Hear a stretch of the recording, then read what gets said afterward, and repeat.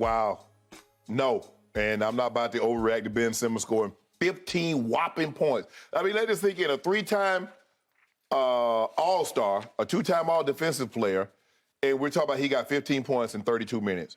Ben Simmons has 73 points on the season. Now, mind you, in a mop-up game against the Sacramento Kings, he had 11. Last night, he had 15. So he had 26. So he got 47 points in those other games. He has 26 in these 2 games. He's averaging a grand total of whopping 6.6 points a game. And now Skip wants me to say, oh, he's trending in the right direction. Really? Really, Skip? No, I'm not willing to go that. And guess what he did, Skip? What else did he do? Fouled out. He's turned into a hatchet man. Well, at least he was trying. Okay, I'll do it, look. And now after every game, Skip, he's off for the next election. People make it seem like I had a sprained ankle. I had back surgery. I got my own back. I'm just taking a little time, but I'm coming back. No, he's not back. You know he's not back.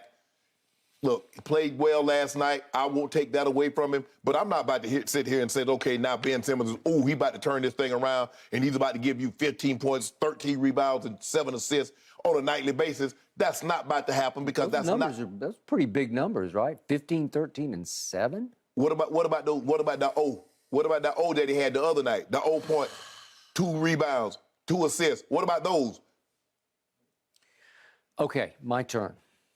I wrote off Ben Simmons yesterday sitting right here in this chair because he just looked lost to me.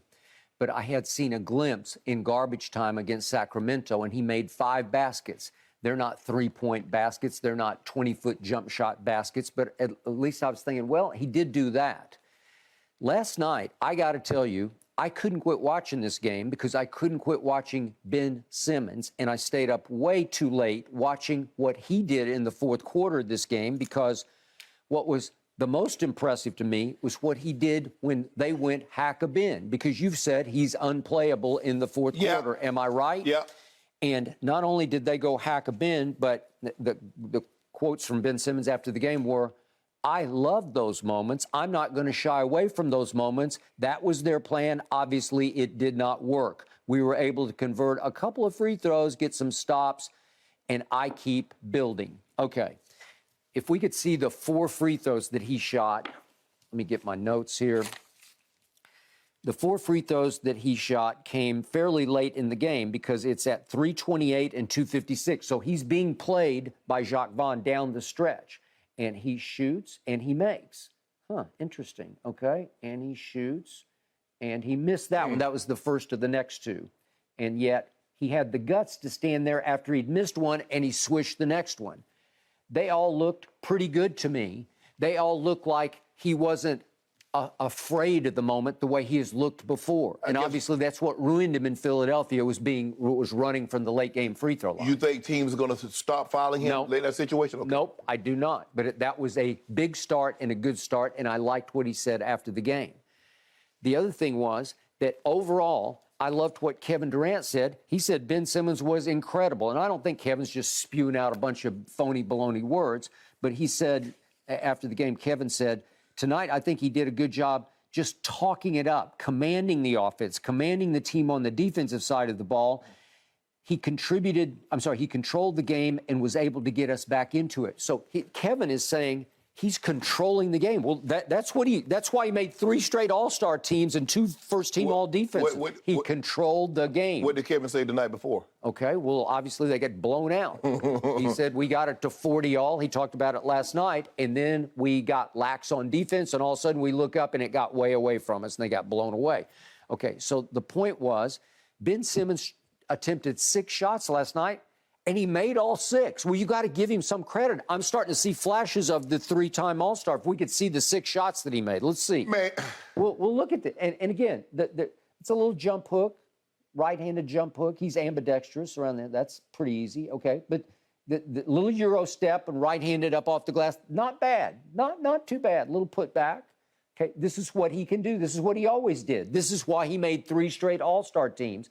He's always around the basket. He's 6 feet 10 inches tall. He's hard to deal with in the lane, because he has a nice feel and a nice touch for the basketball. Look, they won the ball game. But if you think that I think the Portland's 3 best players are going to shoot a combined 18 of 57 very many times, I mean, you look at Dame. Dame was off last night, 8 of 24. Yep. Anthony Simons was 8 of 20, and Jeremy Grant was 2 of 13. Yep. So that's 18 of 57. Okay. And if you tell me that Utah Watanabe is going to make all of his threes. Yeah, exactly. If we can see what Watanabe did, and by the way, he's still alive after Anthony Edwards dunked on him. Yeah, and you know what? He's getting better and better, and he's playing higher and higher minutes for Jacques Vaughn because he just plays hard, he plays smart. And you want to talk about making clutch shots?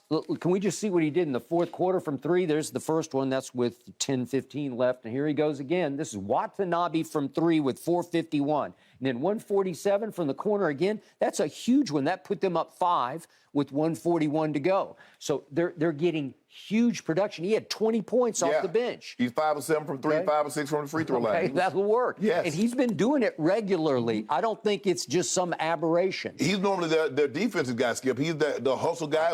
Like I said, he got dunked on by Anthony Edwards, but he's willing to try. He is willing to try. All right, here's my biggest picture point. We were both very hard on Kevin Durant yesterday for all of the remarks that he made to Chris Haynes and Spears.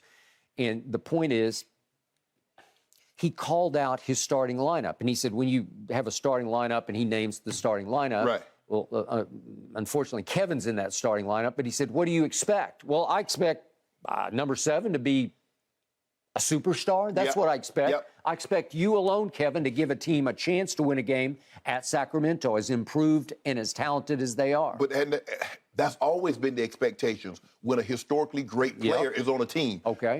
I'm not going to count that team out. They do have Jordan. Okay. They do have Bird, or they do have this or that. That's the expectation. I got it. So here's the great irony of what happened last night. Big picture.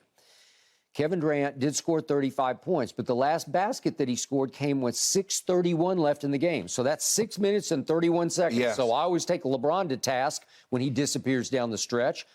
Kevin Durant flat out disappeared. All these players, Ben and Watanabe and anybody, Royce O'Neal, they won in spite of Kevin, who was the opposite of a closer. He was a door opener. I dropped my mic again. I'm having trouble with my mic. Sorry. You get so amped by KD. I don't know what's happening. Okay. Thanks for watching, Undisputed fans. Subscribe here to get the very latest from Skip and Shannon. Plus, go watch a few segments from our other shows on FS1.